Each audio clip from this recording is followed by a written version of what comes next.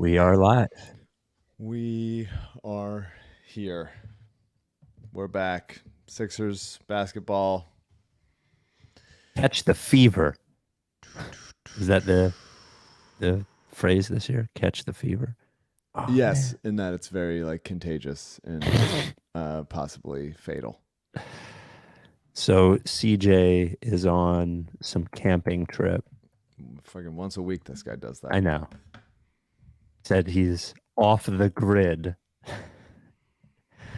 They voted me most likely to survive, so I have to do it every friggin' twice a month. And honestly, he's, what are we doing here? It's not like he's really surviving or something. I'm sure they have all sorts of technology and stuff there. I'm sure they have fucking cell phones. Yeah. You know what I mean? They have to. Yeah, come on. They simply have to. I mean, if we were all getting poisoned by 5G, you would think we would all have better reception. CJ should have reception if that was the case. Yeah. He should be, even if he's in the woods, he should be producing this podcast. I think that's right. Fuck. I'm going to dock his pay. Old bitch. CJ. Sofi looks beautiful on TV. Stadium. Oh, yeah, it was amazing. Yeah. That was amazing.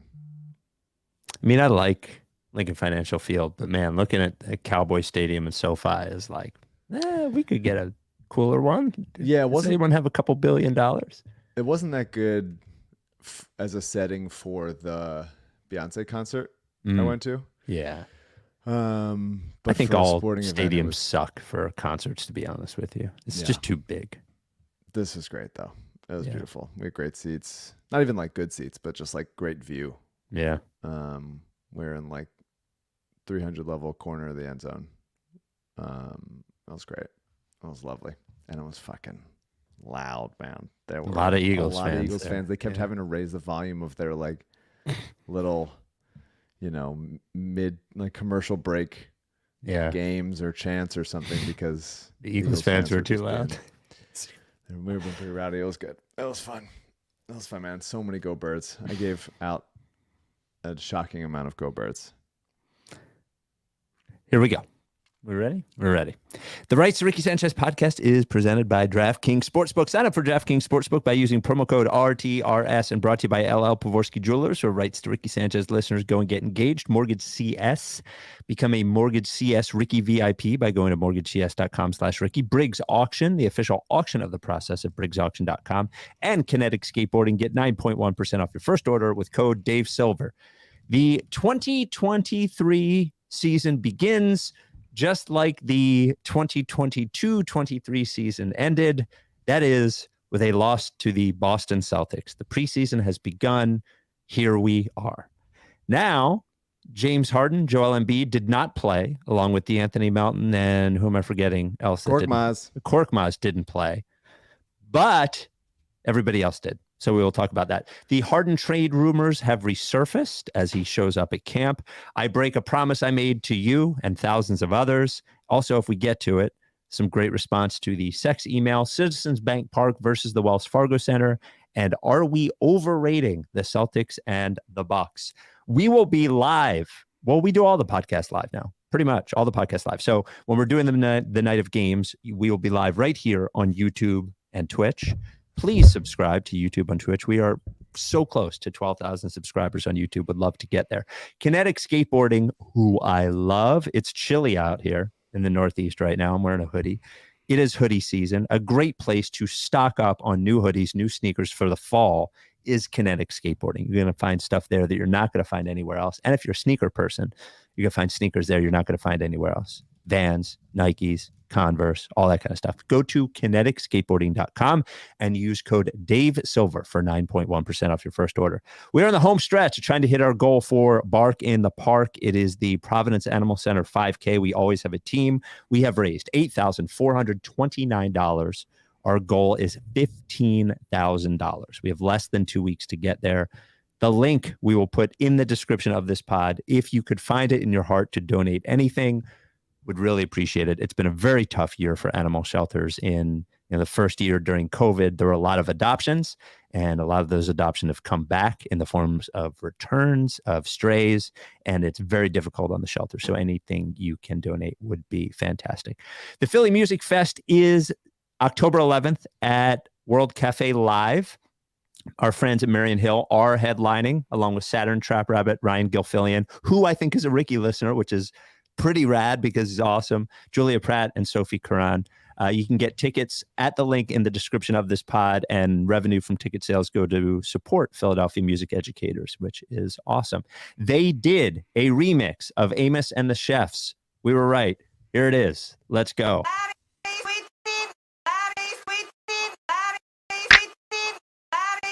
We were right, y'all. We were right. Even when it went wrong, we were right. We were right, y'all. We were right. So say the name. We were right, y'all. We were right. Even when it went wrong, we were right. We were right, y'all. We were right. So say the name. So say the name. So say the name. The rights to Ricky Sanchez. Welcome to the Rights to Ricky Sanchez podcast. I'm Spike Eskin, along with a guy who is really fired up and ready for another full preseason, regular season, and playoffs of Sixers basketball. That is one Mike Levin. 1,000 games in 6 months starts now. I was watching the game, and midway through the second quarter, I was like, oh no, this is happening again. This game is so long. I can't believe there's going to be preseason games and regular season games, and here we go. But there were some nice little nuggets in this preseason game. Joel Embiid doesn't play. James Harden doesn't play. We will get to James Harden in a moment. DeAnthony Melton doesn't play. Furkan Korkmaz, who supposedly is suffering from some leg pain or something, but is really just the other guy who's waiting on a trade. His leg hurts from tapping his foot so hard, waiting for the trade request to finally be completed. So the starting five tonight was a loaded full of dogs. Starting five of PJ Tucker, Tobias Harris, B-Ball Paul, Pat Beverly, and Tyrese Maxey. I don't want to bury the lead here. The lead of this game is that Jaden Springer looked great. He looked great. He looked great in every respect. He looked quicker than he had previously, I would say. He looked confident and pretty skilled with the ball in his hands. Just a couple of quick dribble drives. The thing that you want from like the 3-and-D type players is, can you dribble the ball 3 times without dribbling it off your foot? The thing we always wanted Covington to be able to do. He hit a couple of spot up threes, one at the top of the key, one in the corner. Sweet little dunk. And the signature moment for Jaden Springer in this preseason game was the block, incredibly clean block on Jason Tatum, as Jason Tatum tried to obliterate him. He got up, got his hand on the ball, and just like pushed it down like Tatum was a child. It was a great game from Jaden Springer. I'm giving it up here. This is me saying the story of this game to me was Jaden Springer. Anything you want to say to me personally about it? Oh, come on. You still haven't apologized for being wrong about Ben Simmons. I'm not saying anything to you about. We've talked about this. Ben got significantly worse. Well, but that's part of it. Wait a minute, hold on. If Jaden Springer is going to get better and you're going to do a victory lap, then Ben Simmons getting worse. But that was an unforeseen, crazy situation. It was not replicable in the history of the league. Okay, I will say, well, we're trying. If any franchise could replicable it, all right, fine. I make fun of you every time you say a player's going to be good and they're not good. Yeah, because it's easy to say they're not going to be good, Spike, because usually most guys aren't good. Well, then it's easy to say they're all going to be good, but I don't say all of them are going to be good. I don't say all of them are good. I'm not a Ricky Council guy. This guy, even though like for the branding of this podcast, it'd be great if I was a Ricky Council guy. I just don't think I am. Jaden Springer looked great. Jaden Springer looked playable. I would say this. Jaden Springer looked like he can play in an NBA game. 100%. And in the previous couple of years, he did not look like he could play in an NBA game. 100%. I mean, he is sort of, I was at the Eagles game. I missed the first half, caught up on it. He just finds ways to contribute. I really loved the cut off of, I forget whose drive. I think it was Maxey. Maxey drive. Springer cuts off it down the middle, gets a big two-handed dunk out of it. Also, I was probably screaming at the Eagles game. That's why my voice is weird. If I can't tell if it's weird or not, but it sounds fine. Okay. But just like rose up for three a couple times, like didn't hesitate. He's still going to like attack a closeout if he can, but that's the most important stuff, man. The defense plays. The defense absolutely plays. And we just haven't seen the thing about like summer league and, these late end of game preseason games is that you're playing with other guys that aren't very good.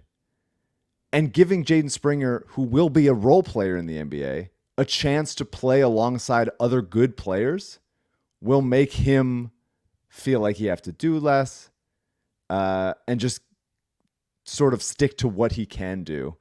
And tonight was great. I love the block. That was sick. The fact that it was on Tatum was huge. Hit a couple shots, made a couple little driving kicks, and I sort of leave for, I think it was Petrushev. Just a really nice, complete, I'm an NBA player game, and there's no reason why he should not fight for the 9th or 10th roster spot or spot in the rotation spot. Yeah. Obviously, it's one preseason game, but that said, it is the first game in which I believe that the whole of his presence looked like an NBA player, and he hadn't looked like one before. So I think that is the biggest thing that I saw. So, okay, obviously this is one preseason game, obviously. So sample please, size of one. That's all we got. Yeah, everything is what we that happened in the past doesn't exist. Delete all the podcasts. Delete all the seasons. We are contextless going into this season. Okay, Tyrese Maxey. Here's the only thing. Scored, I think, like 13 in the first quarter. I think he had 19 in the first half, hitting threes, yada, yada, yada. The one thing I did not see, and I don't know how many assists he had. I think he probably had one or two. Maxey? Yeah. He had 4. Okay. He's not a point guard. He's just not a point guard. Off of any action when he's the ball handler on pick and roll action, but he's just never, he doesn't really have that vision or feel. And it's almost like when he does do it, it's almost like a quarterback staring down his receiver on a play. Like, he's going to do it. I just think whoever, assuming it's not Harden, whoever is going to play with him in that backcourt just needs to have some real point guard skills, because it's one preseason game, but I've one preseason game plus the rest of his career, and I just didn't see anything differently. He's not playing with Embiid, sure, but you got to play with the guys that you're playing with, and I just did not see that tonight. Yeah, I mean, I disagree on the level of that. Like, he has to work through this stuff. Like, it is not. I don't care if he had 4 assists and no turnovers. So that's obviously solid, just as far as like statistically goes. But like, I've seen him make passes. I'd love to see him make lob passes. I'd love the Sixers to have a guy that can be on the receiving end of those lobs, as we talked to Mo Bamba about. Although Mo Bamba did miss a pretty wide open dunk tonight, but I'm happy he took it. Didn't he get fouled on that one? Nope. No. Okay. Nope, just missed it. Maybe B-ball. B-ball got fouled on a dunk. Yeah. But I see Maxey, like, he has that. He's using a little bit more hesitation. You've seen it in the practice videos. You saw it in the game. Whether it's hesitation into a blow by or hesitation into a step back or whatever, like, that allows him that little split second of sort of having the defense frozen, allows him to sort of survey the court in that moment. And, I think that's part of why there's so much. Nick Nurse has spent so much time focusing on sharing the ball, of there being flow to the offense, both to be unpredictable towards the ends of games, and also because we don't have, like, he's not Trae Young. He's not Mike Conley. Like, I'm just saying he's not a point guard. But I disagree with that. Like, he's not like the best passing point guard in the league, but he is a guy that can have the ball in his hands, that can break a press, that can get to the basket, that can shoot threes. That I just don't think that there is a traditional, in a lot of ways, across the league, one guy. Like Denver doesn't have like a point guard. Like there's just guys that can make the passes. There's guys that can make the plays. Hold on, though. He can make the passes, and I want him to be able to work through those things over the course of the year, especially in preseason. Like he should be making mistakes. He should be trying shit. Nurse wanted to be aggressive this game, and I was fine with how he played.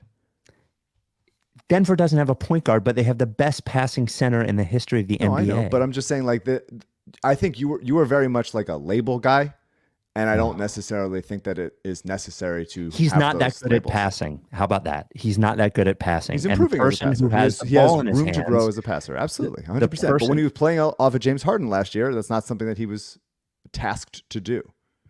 Okay. And so he has to keep working on it this year. That has to be something he factors in more, and that's what the offense will work through. Very much about labels. There are two positions on the court that exist for sure: point guard and center. Like they just do. I think center more than point guard. If I understand what you're saying, but I would say center is a more you need someone to protect the rim. Otherwise, your defense will get gashed. Pat Beverly did not look like a corpse. I just haven't watched him very much in the last couple of years, so I was expecting somebody who looked sort of like finished, but he doesn't look finished.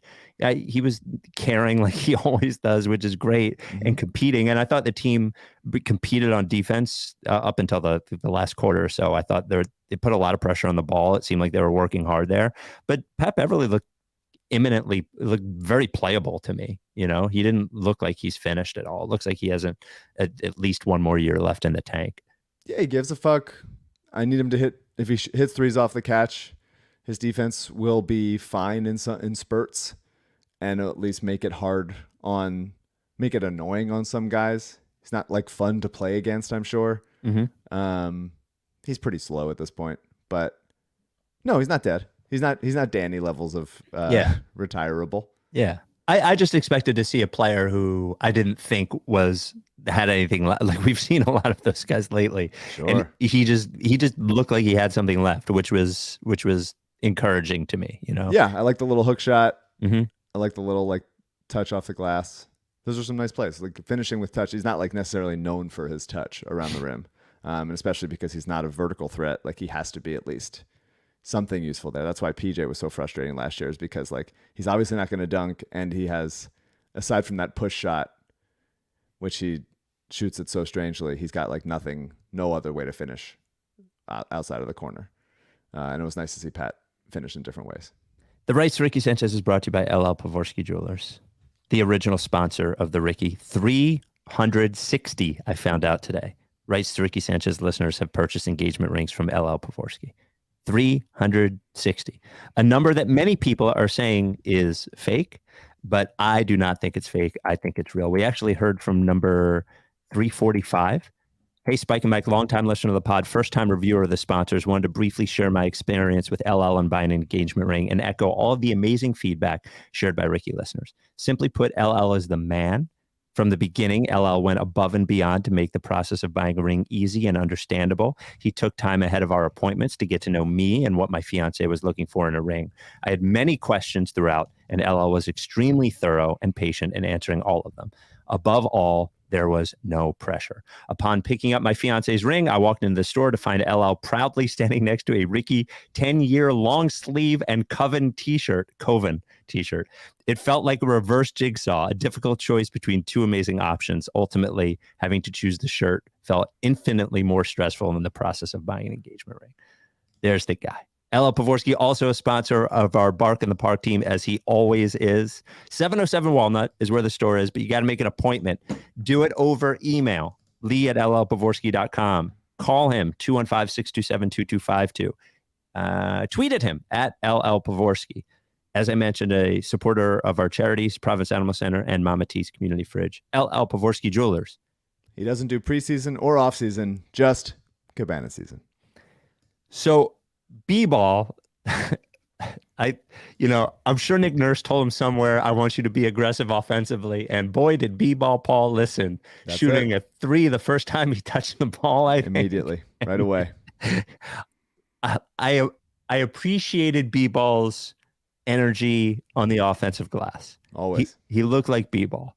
He does probably need to settle down a little bit with there's a little too much offense from B-ball tonight. Preseason, baby. Let him try it. Yeah. Let him try it. And honestly, the whole season is preseason. So if he plays exactly like this all season long, I frankly don't give a fuck. Let him do it. Let him do it. Let him work through it. Let him figure it out. Let him be a weapon. It's all about getting to April, May with B-ball fully optimized. PJ Tucker looked like he had some rest this offseason, had some burgers. I mean, he moved around fine. He's PJ Tucker. Do you see his stats? No. Was he all zeros? No, he took a shot. So he took a shot. Yeah. Took a couple shots. 0 for 1. Not 3 rebounds, 3 assists. There you go. Not bad. Pretty big. 12 minutes. PJ, take a break till December. We don't need you. We got Tobias plenty Harris. of Go ahead. dog type guys that can do little else than Take be a a break. dog. Yeah. The Tobias Harris posted up within the first 3 minutes of the game. Take your time, babe. You got all day. He posted up again later on. I'm going to try to be nice to Tobias because as you've mentioned before, this contract has been 2 decades long. Mm-hmm. He's been paid $1 million more each year. It's up to, I think, in the 70 millions. He is a nice player and a good man. I can't see past him right now. And without Embiid and Harden on the team, he's doing all of the Toby stuff that is sort of maddening to watch. But he's doing it, man. He's got all the time in the world. Tobias has the ball. The shot clock just fades away. He can do whatever he needs. Take your time, babe. It is finally day one of the expiring last year. Tobias contract. We are finally here. Yeah. Really interesting. I know this is not interesting for right now, but very intrigued to see what he gets this offseason. Yeah, I am too. After this, I'm curious to see. I think he's probably a 3-year, 45 million guy somewhere or something, or 4 years. I mean, he's 31, something like that. Something right around there. He's got 3 or 4 years, good years left, I think. He's got to be 30. He's got to be at least 31. Yeah, there you go. So Mo Bamba's going to have to convince me, man. Sure. Because he did not look good. And I think for me, banked in a 3, missed a dunk, hit a little 19-footer, curled in right there. He can shoot a little bit. I think the thing for me that I have to wonder about defensively is that he's not particularly quick and he's not particularly strong. So he's big, but he doesn't seem strong or like fast on his feet or anything. And I just physically, I don't know how it's going to work. He would have to be pretty brilliant, to make it work. But I was not super impressed with Mo's first preseason game, one preseason game, but was not super impressed with his performance tonight. No, I would like to see a little more like ferocity, like go get the fucking rebound. Yeah. And then pick and pop, pick and roll. That's got to be it. And then stretch. And if he plays with B-ball or Embiid or whatever, then it's just like stretch the floor and be ready to shoot it and shoot it high and never miss. So it should be a simple game for Bamba. And obviously being the only center out there is complicated, and deciding whether or not you're dropping or switching or hedging or whatever. But he's very big and he can shoot. He can block shots. Like, he should be an NBA player. He should. And I feel like, I mentioned Chris Boucher to him and he seemed to, respond to that positively. So I would like to just he should be in the Nick Nurse rotation and he should be a playable player. Well, he's going to get a chance, right? I mean, he's I don't know. I'm interested to see what the first rotation is. Yeah. If it's 10 deep, say Harden plays and it's the main starting five. Okay. It's definitely Melton. It's definitely B-ball. Mm-hmm. Then you're talking 3 of Kelly Oubre, Pat Beverly, Daniel House, I think Bamba, Jaden Springer. I think it's the first 3 you named to start. That would be my guess, right? I So mean, Daniel nobody. House was the first guy off the bench tonight. I saw him take a catch and shoot 3, not a step back. So Patrick nice. Beverly is really the only other, like, he's really the guy who can run the point on the bench. I mean, I almost think it was written that he's going to play. I would be pretty surprised if he doesn't play. So I don't think that he has. If you're calling Maxey not a point guard, I don't think Pat Beverly has a font of point guard skills. Well, does more than Maxey anybody else on the doesn't have. bench. Yeah, I mean Melton, I would say, is relatively similar. You think? As far as straight line drive and just like making the easy pass type of thing. I don't think you really want either of them running pick and roll. No, for sure. And then same thing with Springer, like not currently a point guard. As far as like a guy you want the ball in his hands making decisions, you'd rather consider him a wing. I honestly consider all of them a wing. Pat Bev is just a very small wing, very small, very not much wingspan, but a wing nonetheless. Oubre, I can tell right away, is going to drive me fucking up batshit crazy. Yeah, but I'll get a couple timely buckets, a dunk in transition. He one really is. One D up and then turn to the crowd. Crowd goes nuts for him. He really is a player who, and you could see from last year, he just really needs to be on a bad team. Just shooting that's all certainly he wants. been most of his career, but Yeah. let's find out. It is worth finding out for his body and skill set on both ends. It is worth finding out if he can carve out a fine role as he could very easily be their best offensive option off the bench for points. Yeah, I mean, you're not asking him to do that much. Yeah. Exploit a mismatch, catch and shoot, occasionally defend somebody that's decent on the other team's wing. We'll find out. And if he sucks, then they'll bench him or trade him or cut him. Is it Petrusev or Petrusev?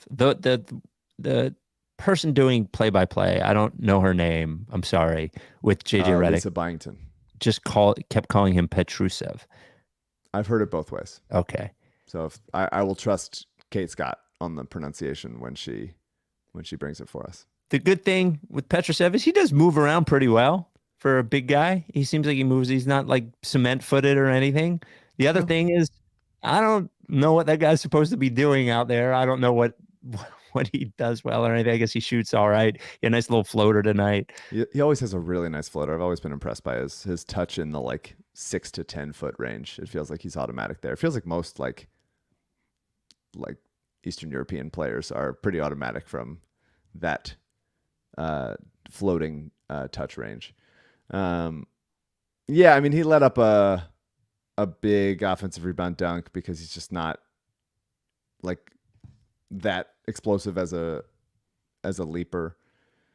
He had a nice little cut. It'd be interested to see if he plays with like another center sometimes because he doesn't have singular rim protection abilities or anything. I would be, again, totally fine with him just not being on the team. To me, he doesn't offer much. Anybody? So Turk Smith played, Ricky Council played. What else? Ricky was making mistakes. Yeah. I just don't see him being a type of a flow type of offense. It's hard to see him unless he's like, okay, I'm going to ISO and I'm going to take a sort of contested 6-footer.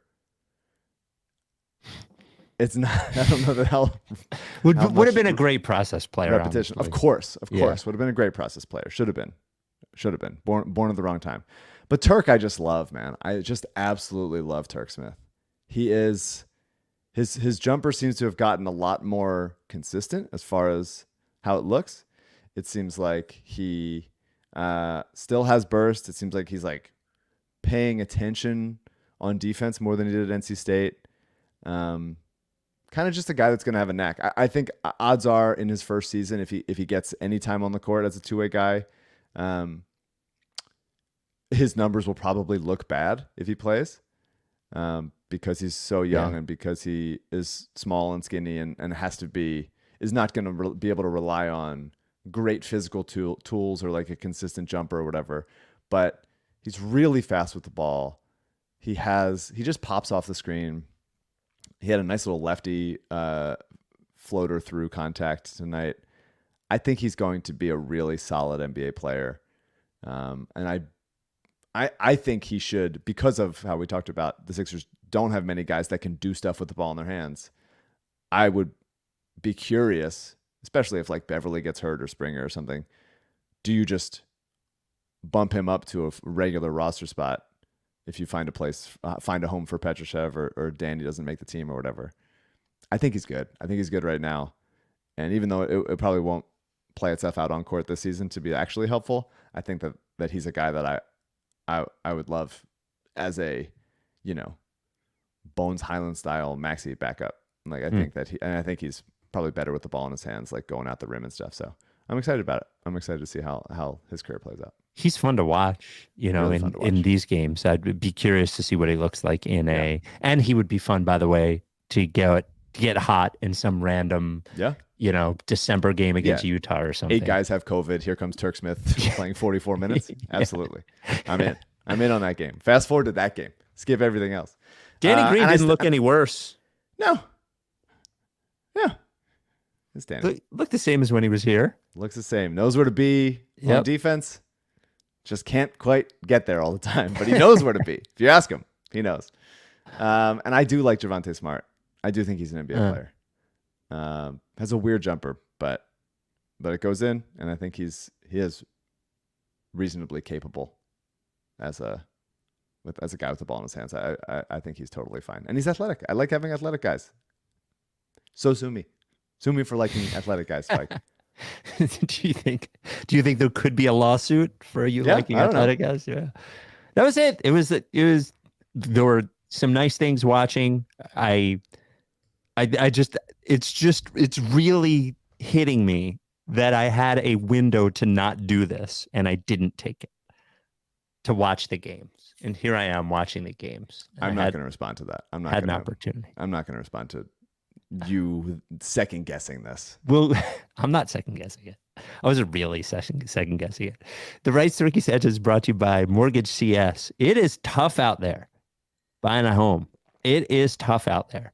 And mortgage rates are higher than they've been in a while. And what I would suggest to you is not only do you need a realtor who's your partner, you need a mortgage broker who's truly your partner. MortgageCS can be your partner. They are an independent mortgage broker. They're not too big. They are going to give you the personal attention you need. If you've been with a mortgage broker before, sometimes it's quick, annoying conversations. You don't really know what's going on. You sort of have to beg for them to get back to you. Sometimes not MortgageCS.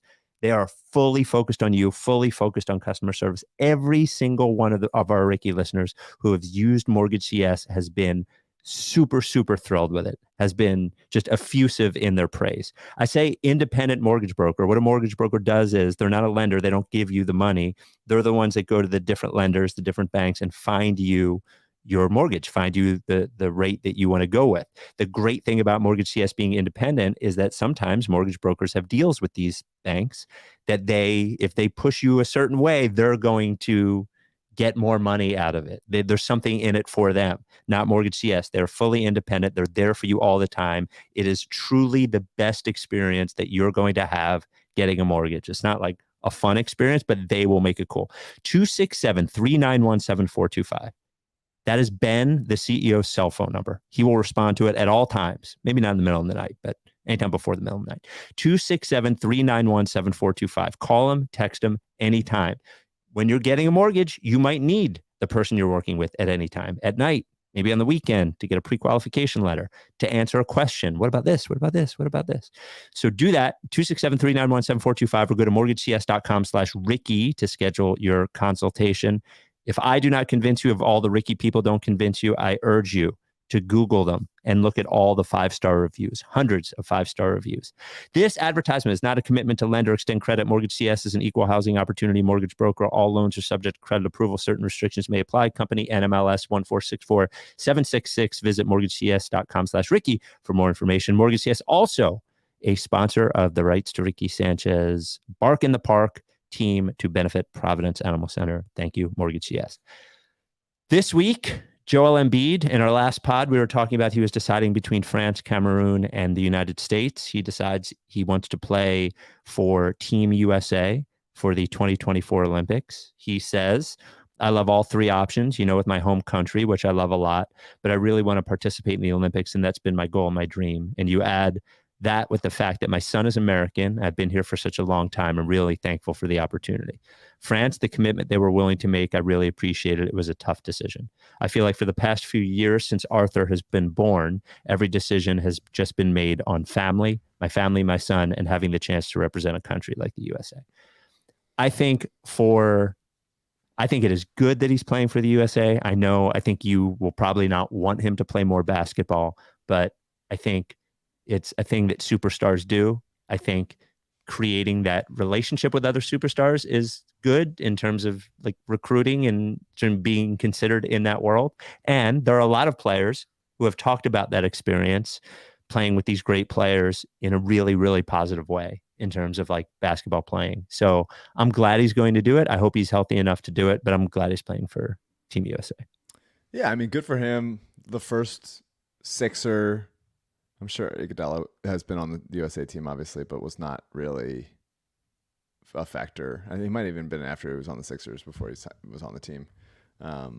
Since Iverson, for Embiid to be like a focal point of the team, and obviously Iverson is a specific guy, and like that was not like a positive Olympics.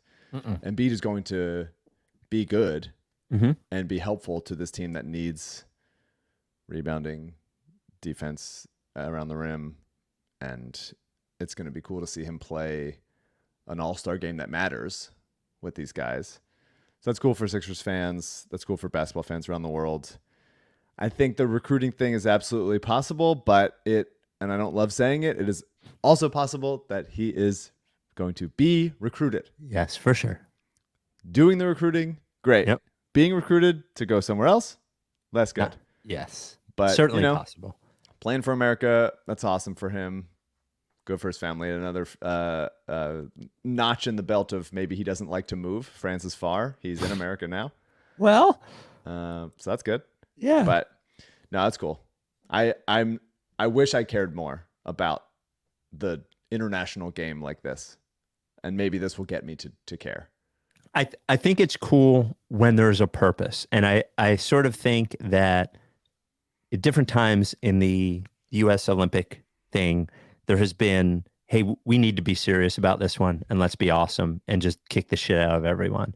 And I think their performance this summer has sort of put USA basketball in a position where they're like, hey, we need to be awesome. So I hope this will be one of those teams, the dream team, the redeem team, all the teams that are really, really good. And I hope it's a positive. I think it could be a positive basketball experience for him and can certainly I know he won the MVP and he was top two other times, but I think it can just sort of raise the greatness quotient of your career. So I think it'd be good for him. Hopefully it just getting a taste of playing with guys this good and succeeding at a high level, which he hasn't done, would give him a little bit more hunger to do it in Philadelphia. Like. I'm just always trying to find it. I'm trying to find whatever is the perfect cocktail of motivation to get him to not just be good, because he's obviously very good, but decide, like Giannis has decided, like Jokic has decided,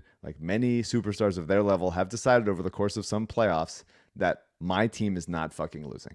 Yes. And I would love for some playoffs in the future, when he's wearing a Sixers jersey, for Joel Embiid to decide we're not losing and to enact that reality. So James Harden showed up at training camp in his tiny little shorts to show off his skinny legs. So everybody thinks he's in good shape. He's doing drills and all that kind of shit. And Shams had some things to say. Here's the little audio about the potential of him finally being dealt to the Clippers, the only team that he wants to be traded to.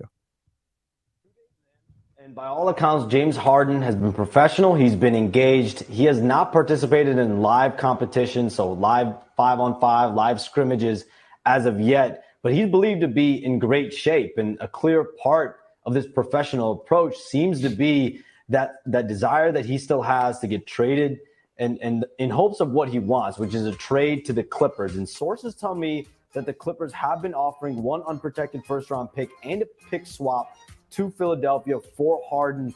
And the Clippers, I'm told, are also in talks elsewhere with multiple other teams about moving pick swaps for additional draft capital to bolster their proposal to the Sixers. And in their mind, the Sixers have also been valuing Terrence Mann, the fifth-year forward, as well as multiple first-round draft picks and any potential Harden deal from the Clippers.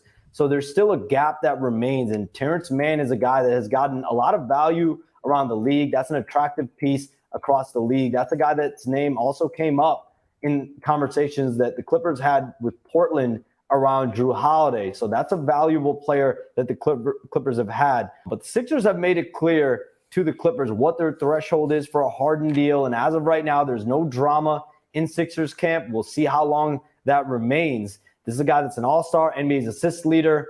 So the Sixers do want to find some value for him and try to continue to compete in the Eastern Conference. Here's my question for you, Mike. And obviously the one unprotected first round pick is news to all of us, as we didn't totally know that. And there was also some reporting that Terrence Mann which we had heard before, was a sticking point or something. Which I don't necessarily buy. I don't buy either. What do you think? I'm asking you to T. Lee Freed because I'm having trouble. Figuring out what the purpose of this sort of coming out right now is. Like, I don't really understand why all of a sudden. I understand the urgency to get a deal done before the start of the season. I understand that. But there's just something weird here that I can't wrap my arms around. Like, I want to say, well, maybe Morey leaks it so he can show Harden that he's actually trying to trade him, and then it's really not enough. I have this sneaky suspicion that Daryl wants to find a way to trick him into coming back and playing here and not wanting a trade. And that's where I'm trying to figure it out. I can't figure out the motivation of this. Yeah, I mean, well, he's here. Yes. But he hasn't played yet, though. He hasn't played for the Sixers yet. Neither's Korkmaz. He hasn't. So, what's that? Neither's Korkmaz. For sure. And also, just something to remind you of as I was writing for the newsletter last week, because I was trying to remember it. When he wanted to trade out of Houston, he was dicking around a little bit in camp, but then he came in and the first 3 games, he was like 40 and 15 every game. And then all of a sudden he was like, nah, fuck this. You guys have kept me too long, fell off a cliff, and they ended up trading him. I just can't figure out what is exactly going on right now. Yes, I find the whole thing confusing. Okay. And the fact that there were reports saying he's coming and he's going to be difficult. Yeah. And he's going to be so mean. And he's going to be like actually really personally mean to people individually. Like just like going around. It was very odd reports from like everybody. And then he shows up and he just plays. Just normal. Yeah. He just played the team. Like the first day he wasn't like available for reporters, like or at least like playing during that portion, and then he was shooting during that portion, and then it was just like, I guess he's just there, and he doesn't seem to be lobbing personal accusations at anyone. Daryl and him haven't interacted, to my knowledge. He hasn't kicked anyone in the dick or anything. Hasn't kicked anybody in the dick. No, it's just very strange. I don't know why this report would be leaked. I am certain that Daryl would not trade James for one unprotected Clippers first round pick and some pick swap. Of course not. I don't think that Terrence Mann, if the Sixers got Terrence Mann in the deal, I'm not saying they won't get him, but if they do get him, it would be to then eventually reroute him to some other team. Or maybe they reroute Melton instead if they think that Mann is a better fit or something, whatever. But it's not like Mann is the key to unlocking the Sixers situation. It would just be somebody finds the league, if the league values him at a higher level, that can be in the package in addition to whatever salary to go get the star that the Sixers use the first round picks that they get from Harden to eventually get. Figure like Zach LaVine or something for like a couple picks or whatever, just as an example. But I don't know. I don't know any of it. I don't know why Harden showed up. I don't know if he's finally accepted that the best way for him to get traded is for him to show up and play well. But for him to go from telling girl at club to hold up that sign and then a week later go, Daryl Morey is actually my boss now. Not a liar. I misspoke. Whatever. I don't know. I don't understand any of it. I still don't understand. There keeps being reports in different like full like TikTok transcriptions about what actually happened. Of like, what did Harden expect there to be? What did Morey expect there to be? What does Morey actually want out of all this? Because I think you're right. I think part of it is Daryl just wants him to be back. He didn't want him back enough to give him a 4-year max contract, obviously, because obviously he doesn't deserve that, because obviously no one around the league is giving him anywhere close to that amount of money. But he wanted him back at least a little. And if that was the case, then why wouldn't he communicate to his own player or his own player's agent during the transitionary period before free agency actually began? You can say, hey, an offer is going to come. Or like, hey, we want you back, but if you want to see if you can get, like, there being no communication and essentially ghosting him, and then Harden flipping the table and saying, I'm going home. And then Daryl being like, well, wait, why would you? We were simply scared of the tampering charges. Like, this can't have gone exactly the way Daryl wanted it to go, or he would be fucking insane. Well, I think I agree with you, but I do think that part of it was that Team Harden fucked things up by starting all that Houston shit. And I think from a negotiation standpoint, if you are the Sixers and you're sort of unsure about what Harden's motivations are once free agency starts, if he hasn't opted in, the last thing you want to do is give him your offer early. Of course. So they can shop it around. You know what I'm saying? But you can say, we're not going to give you an offer yet, but we would say like, hey, we understand that you have interest from Houston, that there were reports over the course of the whole season since Christmas that you might want to go back to Houston and be the guy again. We want you back in Philadelphia, but go see what you can get from them. And then once you have their offer, we will decide if we want to beat it. Or, we can just let's keep in touch because we want you back. We want you in Philadelphia, but obviously we have to consider our own business situations, keep it above board. But what seemed to happen is that they just didn't say anything. And they were just hoping that he got a shitty deal and then would have to come back to Philadelphia. The picking up his option is confusing and seemed to catch the Sixers by surprise. It just seems all very odd because Daryl is now trying to convince everyone that like he wants Harden back and he loves Harden and he thinks that Harden is the best case scenario for the Sixers actually contending this year. Now, obviously, I don't believe that. I don't believe that the Sixers can win with James Harden here. Me either. Because he like fully doesn't want to be here because of his own emotional baggage and also how he is perceived to have been treated by Daryl and the Sixers organization this offseason. So I can be critical of James being extremely emotional and not taking ownership of going, I played like shit in the playoff, and not in the whole playoffs. He obviously had 2 very, very good games, but in the last 2 games of the playoffs. And by the way, he was bad against the Nets pretty much too. He was shooting like 20% against the rim. I know you were in Europe or whatever. I was watching him miss a lot of layups on my honeymoon. Yeah. But like, I can be critical of Harden for those things and not taking ownership for why he has less value around the league than he used to, because he's talked his way out of and moaned his way out of every place he's ever been, and still thinks he should be treated like a crazy superstar, and he's sacrificed so much, all that stuff that we've talked about all offseason. And also critical of Daryl for going like, what did you want to happen? What did you want to happen this offseason? You seem excited that James is here and playing and that this is the best case scenario. And that like essentially all of the blame is going to be put on the feet of Doc Rivers for why the Sixers weren't as good last year. Or he thinks it was just randomness because his number machine spits out the 4% championship number, whatever it is, whatever the number is. I'm making up 4%. Championship. But like they're both to blame because the situation right now is extremely untenable. And if anyone thinks, Daryl, that this is just going to work out, I think he does, though. if he's going to think that it's just like, hey, he's here, he's playing, his teammates like him, they're taking fun pictures together. The Sixers Instagram is saying the vibes are immaculate. No, they're not.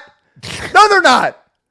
No, they're not. I think Daryl is, I don't know if you can relate to this. But if he, let me just drill down. If he wanted him back, then why didn't he just like hold his hand a little bit more and say, hey, if you want to get the mega offer from Houston, go get it, but we want you back. But what seemed to happen is he was like ghosting him, stiffing him, not like saying like, go fuck yourself, we got other stuff going on. And then Harden took it personally. And whether or not Daryl was doing that or not doing that, Daryl's got to fucking know that this guy who he's worked with for this long would act this way or respond this way. Even if Daryl, his best case scenario, if you asked him back in May, was Harden picks up the option or Harden for like 2 years, $85 million, whatever. Even if that was his best case scenario and that's what he wanted. Couldn't he have manipulated the situation to be one that didn't end up in Harden calling him out publicly in China to kids and then at various clubs in the greater metro areas around the country and then like him on a whim showing up and not acting like it's going to be okay? Like, if you wanted that, couldn't you have done that? I just feel like the whole thing was wildly, wildly botched. And just because it's like relatively calm waters right now doesn't mean it's just going to work. I am flummoxed by the idea that like it's all good. Everybody's feeling good, right? Like people want Harden back now and he's playing and he doesn't look fat and everything's cool, right? Like how am I going insane? Why is this the situation? How was this the ultimate goal? If you really wanted him back, couldn't you have done that? And if like everybody else around the league that is not like 12 MVP level candidate players, everybody else other than those people are someone you wouldn't consider trading him for, like DeMar DeRozan as just a random example. Like, why wouldn't you have shown him that you wanted him? All of it is very bizarre to me. Like the Sixers kind of like maybe I'm making this up, but they are sort of carrying themselves with a posture of like, yep, we knew it. He's here and he's playing and team looks pretty good. Nick Nurse, like this is what we wanted all along. If this is what you wanted all along, then you were all insane because you became another geopolitical conflict. Another one. Why? How could this be what you have wanted? Maybe I'm just bad at business, but this is not how I would have done it if I wanted this to be the result. Anyway, sorry I interrupted you and kept going. No, that was good. I'm just going to sort of leave it as it is. What do you think opening night, October 26th? I have no idea. I have no idea. Okay. I have no idea because we got no. You thought it was ridiculous that Toronto would trade Pascal Siakam as an example for James Harden. Yes. I don't think that Daryl would trade James Harden for Pascal Siakam. I don't think that. Really? I would. And if I was Toronto, I also wouldn't do that. But I don't think Daryl would do it. And by the way, just to say it, because I wrote it down, CBS Sports has Siakam as the 31st player in the league and Harden as 33rd. Both are in the tier 4 of Yahoo's rankings, came out by Vinny Goodwill and Dan Devine and Jake Fisher. My point being... And Hoops Hype had Harden ranked over Siakam. So the idea that it's ridiculous. No. Obviously, I'm saying I would not, if I was Toronto, do that trade. Ridiculous. I'm just saying it's not ridiculous. It's ridiculous. Because they're a team that's going to win 39 games and live in the wilderness again. And if they don't want to give Pascal Siakam a max contract to like solidify their draft picks, then they should go get draft picks. That's absolutely fair. I totally agree. Yeah. But if they decided like, hey, we've been in the wilderness for a while, maybe let's stay in the wilderness with this let's try one season of James Harden having a point guard there and try it out. I'm not saying I would do it. I'm just What saying if- it is patently not ridiculous if they're both ranked very similarly across the spectrum of basketball internet. What if the Raptors trade for him, but also give him a giant bag full of plane tickets to Los Angeles so he can go back and forth as much as he wants? That's nice. And it is interesting that I mean, I guess the Canadian airline system is still bags of plane tickets. It has to be given that way. But if that's what he needs, I think they can get him. I think they can placate him that way. The rights to Ricky Sanchez is brought to you by Briggs Auction. Briggs Auction, I love, man. They're on a roll again. Briggs Auction, a family-owned and operated auction house in Delco. Auctions every week.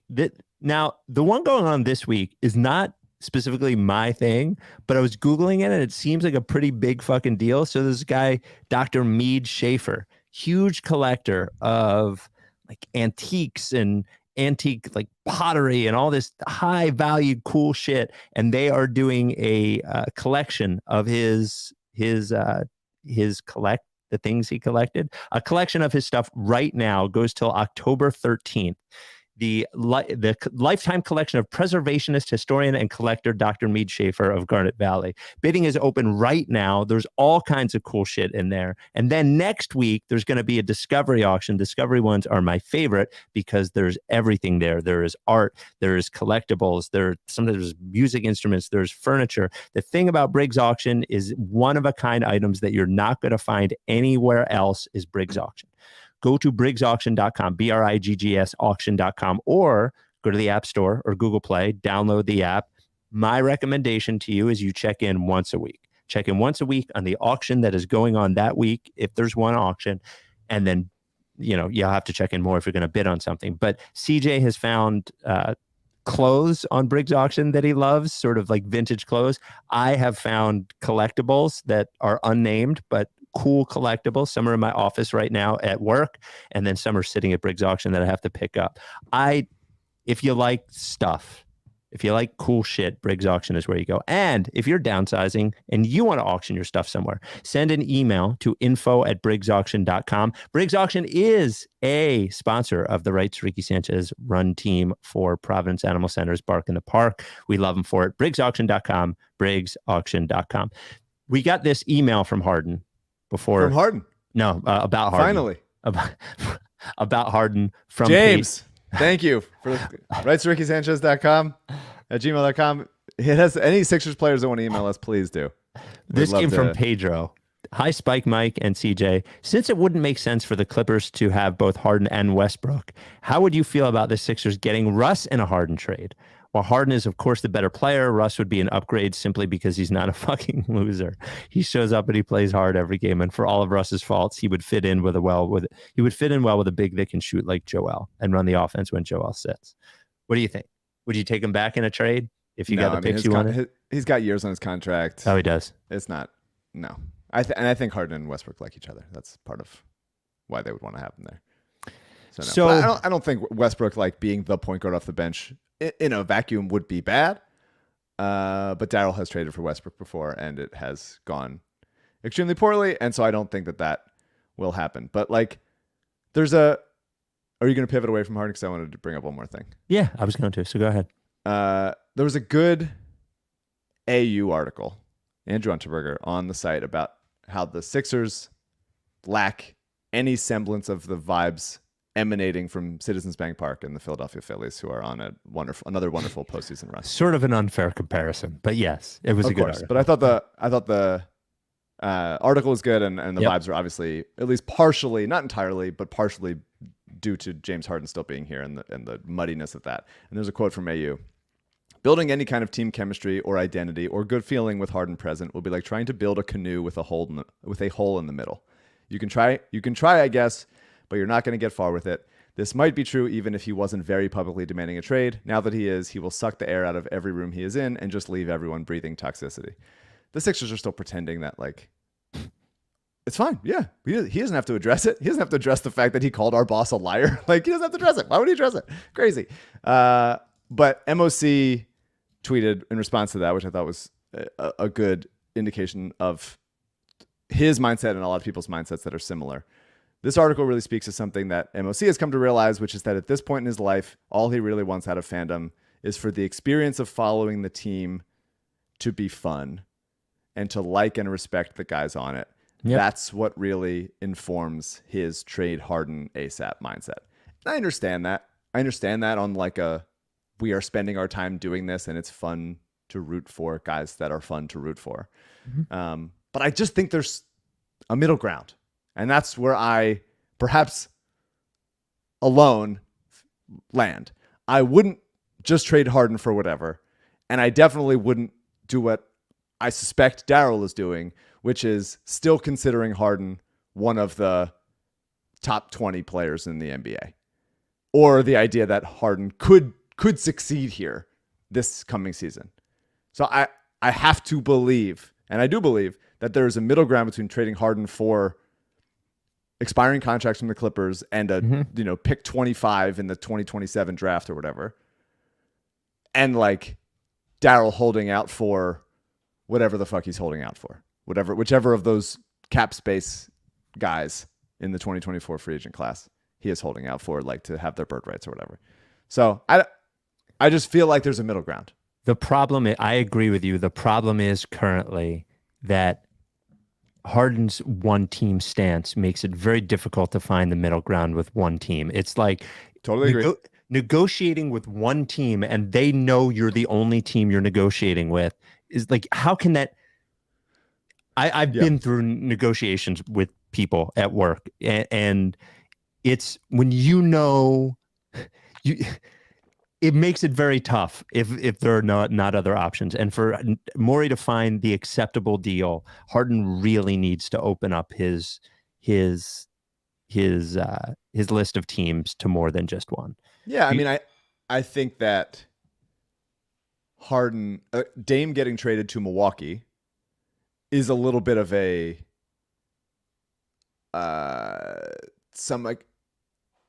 free pass for the Sixers to just do that on their own and not have to be given permission by Harden to like look elsewhere. Yeah, I think there was in some of those articles. Obviously, Dame has more years and he's a different player, of course. Yeah, of course, not a dickhead. But there's a precedent of it, I think. Yes. And Harden is like towards the end of his, if not his career, then at least his prime. And I doubt he would just sit the whole season. Anyway, I of course would love that bigger list. I'm dying for that. Trying to get my hands on that big list, James. Just open it up, babe. Like, give me a couple teams. That's all we need. I really am extremely. This all would be so interesting as a thought experiment if I was not a fan of this team. Yeah. If I was a Nuggets fan or a Hornets fan or really wherever that was not a part of this, I would be like, God, I'm really interested in what the fuck happens up there in Philadelphia. But right now I'm just hanging by a thread. End of statement. And I don't feel like the vibes are good. I'd be back in.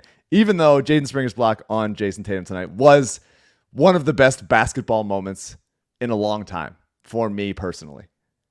Thank you, Jaden Springer. We got a number of voicemails like this one, but I will just do a couple of them. 833 Lickface is the number. Coach, it's CJ, Daryl. Saw the decision.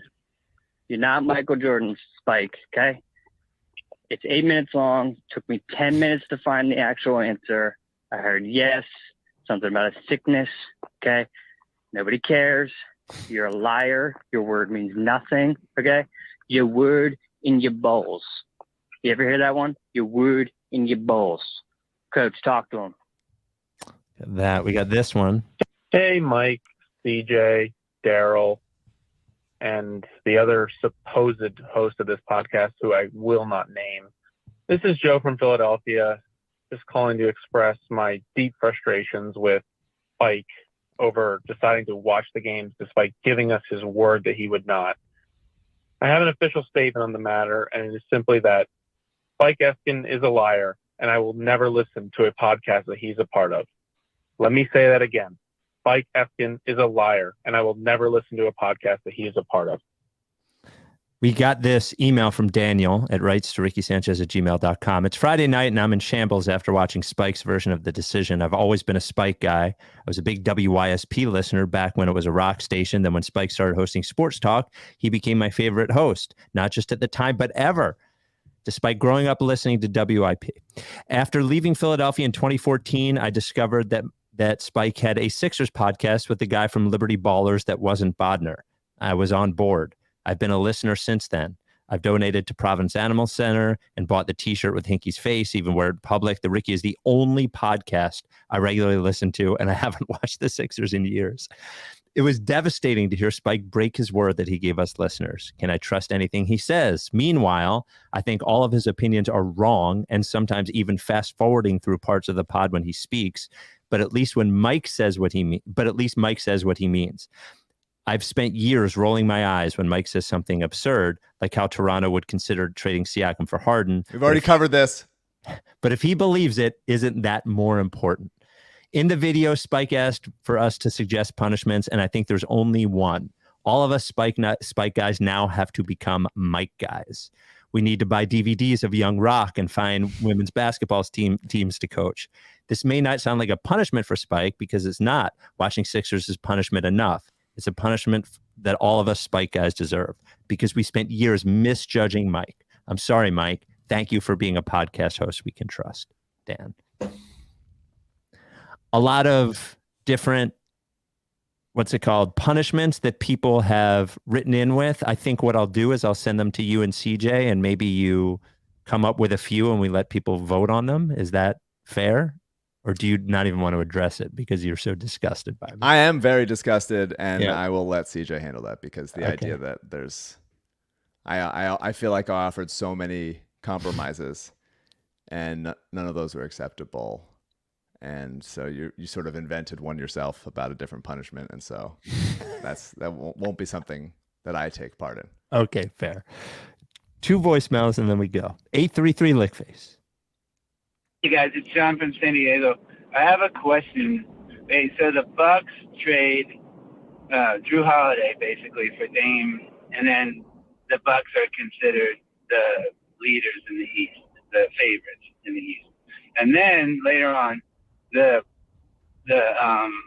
Celtics, they trade for Drew Holiday, and now they're considered the favorites in the East. How can those both be true? I don't know.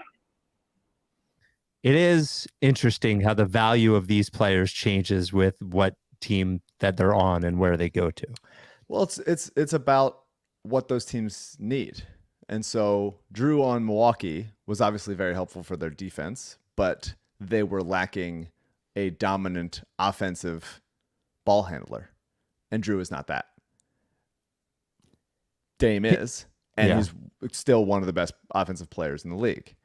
Although I have gone on record as saying that he will tail off sooner than we think. Boston has dominant offensive ball handlers in Tatum and Brown, and to a lesser extent, Derek White. Drew Holiday replaces Marcus Smart, who they were going to miss, and is, I believe, a better offensive player than Marcus Smart. And so then as long as Porzingis is healthy, they have really the best, I would say, them and Milwaukee have the best starting fives in the league. Obviously, depth is going to be a concern for a couple of them, but I just find it, aside from the Sixers, most teams don't find it that hard to get like a 7th, 8th, 9th guy. And they have picks to do it. So I think that Boston is helped by Drew's like just regular competence and stability on both ends. And Milwaukee is, because they have Giannis and Lopez to, make their defense tick. Although they will miss some point of attack defense, they will still be very good defensively, and they will probably have the best offense in the league. And Boston is just another like crazy switching, can kill you from anywhere type team, with a center in Porzingis who can stretch the floor, and they could spread them out, and also Horford if they want to throw different bodies at Embiid and whatever. So I think both teams as much as I do think Boston's going to miss Marcus Smart, and certainly would have missed him more had Drew not gotten there. And I think Milwaukee will, there's just like gives and takes, right? But I think on the whole, both teams have netted out significantly better than they were at the beginning of the offseason. Especially, Milwaukee especially. Boston, I think, is a little bit closer because of the guys they missed, especially like Grant Williams and Marcus Smart. Drew is like relatively even and stuff. So I think Boston's a little bit better. I think Milwaukee's a lot better. Can I present to you a theory about Milwaukee, though? I've been thinking about it. Let's hear it. So everybody, and I agree, it was the right trade for them to make. I think they're much better, yada, yada, yada. But what I keep hearing is the Dame Lillard Giannis pick and roll, the Dame Lillard Giannis pick and roll, the Dame Lillard Giannis pick and roll. Okay. In theory, yes, that's amazing. There is no guys as talented as Giannis do not like rolling to the rim over and over and over again. They just don't. It beats them up. That's why players like Capella or Tyson Chandler back in the day that were not particularly skilled otherwise and really offensively just tasked with setting a screen and rolling to the rim and were playing defense otherwise, that was something. We watched last year Harden and Embiid, and the thing that made them deadly was Embiid's ability to sort of shoot from 15 to 17 feet, which Giannis is not particularly good at. I understand that during the playoffs, they will be able to run this play and it will be difficult to guard for sure. But I guess because Giannis is a better finisher than Embiid. Yes, for sure. As a role guy. Yeah. But that's all he offers in that action. Like, he's not a shooter. He's a good passer, of course. But yeah. I just think the usefulness of that play is sort of being overstated a bit. I don't disagree. I think the point about Giannis not wanting to screen 40 times a game is a good one. I think that he is good enough as a finisher that it doesn't really matter that he can't take a 15-footer the way Embiid does. They're just such different players. Mm-hmm. And so you're either going to have a big come out on Dame or let Dame, fight over a Giannis screen really quickly. I think Brook Lopez is also going to run a lot of screen and roll with Dame or pick and pop. And I think people are using maybe pick and roll as a shorthand where they can also be like dribble handoff type stuff. Just like actions with Dame and Giannis that a creative coach, and who knows, they have a new first-time coach, can come up with, and they can work out a system where defenders are going to have to choose between, do I cover Dame or do I cover Giannis? And that either leaves one of them open, which is obviously deadly, or you're switching and you have the person that was covering Dame now covering Giannis, or vice versa. And both of those are a killer. So I hear what you're saying, but I think ultimately it's just different ways to get those guys, to get the defense to have to make that decision. That horrible decision. Sure. Last voicemail, 833 Lakeface. Hey guys, this is Taylor from Fairmount. I feel like no one has made this point specifically, so I just want to say it. If James Harden wanted to play for the Los Angeles Clippers, he could have just accepted a minimum veteran contract and played for the Los Angeles Clippers. That's all he wanted. It was in his fucking grasp. He was a free agent. I don't know. Anyways, non-basketball question. What do you guys think about a wet bathroom handle? It's like almost certainly because someone washed their hands, but you don't know it. I'm very curious for your guys' thoughts on how to approach and handle. Second, I guess basketball question. What do you think it would take for Wells Fargo to sound even 1/10 like Citizens Bank Park right now during the playoffs? I just don't think Sixers fans have that in them. We're too nervous. We're too anxious. All right. Hope you guys have a good day. Bye. So 3 points. Yeah. The first one, Harden wants his money. Like, he feels like he has given up too much money. So the idea of him declining a $36 million option and going, I'll just take 2, seems far-fetched. And then he's also obviously then, once you've committed yourself as a minimum player, it is hard to break out of being a minimum player. You just sort of then go around taking minimum deals until you retire. And so he's not interested in that. Bathroom handle, very alarming. bathroom handle. Yeah. Always wet bathroom handle, tough. Sometimes I'll touch a wet bathroom handle and go back, wash my hands, and then use a paper towel to open the door. A lot of times I will touch it, feel it, and then make some sort of like sound like that, and then wipe my hands, like a disgusted sound. Okay. Wipe my hand and try to never think about it again. That's tough. And the third one, Citizens Bank Park. Yeah, I mean, the Phillies, obviously for the 10 years that they weren't in the playoffs, were not good for all of them. There were 5 years that they were 5, 6, whatever years they were very bad. The last 3 or 4, especially since they got Bryce, they were contending-ish, pushing for a playoff, and then they would fall off in September. And so the fan base had that cliff of, we keep dying at this same place every year. Does this sound familiar? And then once finally last year they burst past that and made it to the other side of the cliff, they are now free from the burden of all that anxiety, of all that, this isn't going to work. They're going to do it again. We're nervous. We feel the first sign of like Nola getting into trouble. Oh, fuck, here it goes again, whatever. And now it's just like, there's just a feeling of real confidence in the team and in the guys. And obviously they're so likable and all that stuff. So I think for Wells Fargo Center to get to that level that Citizens Bank Park has been on, which they weren't always on. It wasn't like 10 years of greatness. It was a miserable 10 years. They will have to get past the second round. That's it. And once they get past the second round, if they steal a game in Boston, Milwaukee, or Miami or wherever, and you go to game 3 of the Wells Fargo Center, tied 1-1 in the conference finals, it will be fucking electric. But we won't know that until they finally get past the conference finals, which, again, powers that be, might not think that it matters, but it does matter. The Phillies have not won a World Series in this iteration of the team, but there is a large amount of positive feelings towards them, despite the fact that they have not won a World Series, because they have been successful at a number of high levels, and the feelings around the team are positive. And the fact that there is hope that they can win a World Series in the future, whether it's this year or years to come. The Sixers do not have that because they have not broken through in the same exact fucking place every time. And I guarantee it, and I think you agree, if they make it to the conference finals this year, we will all be happy. We will. We're not going to say, well, they didn't win a championship, so it doesn't matter. We will feel happy. If they lose 4-0 in the conference finals, then yes, I will be disheartened.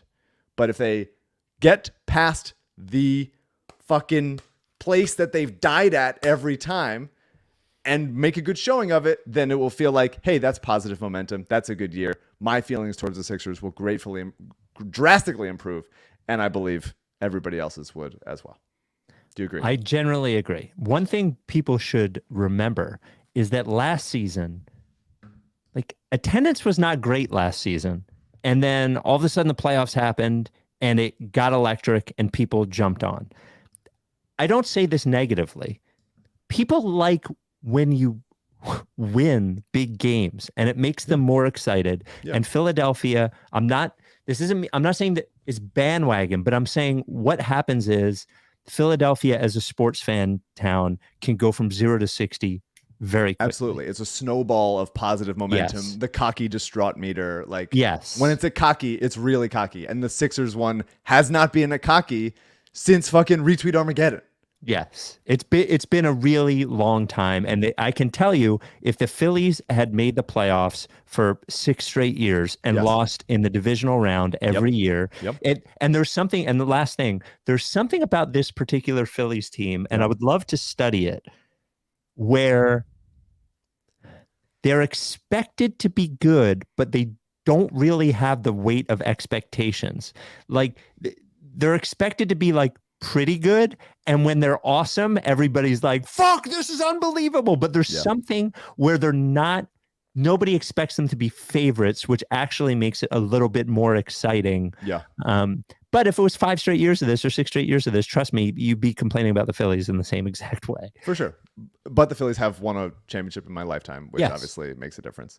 And they also like each other. The fact that the Phillies players like being around each other, and no one is calling out Dave Dombrowski for being a liar in a club. Yeah. That would factor in, I think. Yeah. To how much they like each other and like being around each other. And just another thing, like these Phillies teams in now 2 years in a row. Well, I guess not this year yet, but they're up 1-0 on the Braves. Last year, they beat good teams. They did not win a World Series, but they beat good teams in series. The Sixers have not beaten anyone that matters in 6 years. If Joel Embiid had one playoff year, one, and this is coming from a guy who has shit on Bryce Harper being a phony for the entire time that he's been in Philadelphia. He's awesome. If he had one playoff, I wish all guys were as phony as him. It would be great if everyone was. Can I finish? Yeah. If he had one playoffs, just one playoffs, like Bryce Harper had last year, he would be a hero in Philadelphia forever. Absolutely. The same way that Iverson is. Yeah. You know what I mean? Like that's all Iverson had one. That's what I'm saying. Because Iverson had one. Yes. Where he, with the worst finals team of all time, stampeded their way through the East. Wouldn't have happened if Vince Carter's wing jumper had gone in at the buzzer, but they just winning and beating good teams does shit to that. Even though the Sixers only won one game from the Lakers and then lost pretty soundly in the next 4, like that team is looked at fondly, and Iverson is looked at like a god because he did that. These Sixers have not done that. Beat someone. Please beat someone in the playoffs. I don't care that you finished top 3 seeds and you've had to play bad teams in the first round. I'd rather you finish the 5 seed or the 7 seed and then beat a better team.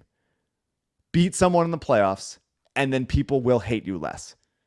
Simple as that. That's it. And simple as that. Yep. All right. We will talk to you. We're going to start the pod at halftime on Wednesday night's preseason game. I think we play the Celtics again. So we're going to start at halftime. And we'll be live on YouTube. So subscribe, or Twitch. So we'll talk to you then. Are you done with TTP? Yeah. Lick face. Oh, wait. No. Don't pause it. I was going to say. Yep. Spike Eskin is a liar. That is my new sign off. Okay. And it's not the punishment. That's just something I'm going to say now. That is the new Okafor trade situation is until James Harden go away. What? How does it go away? The Okafor trade. When Harden gets traded, then they can cancel each other out. Okay. So but until then, are you done with TTP? Spike Eskin is a liar. There we go.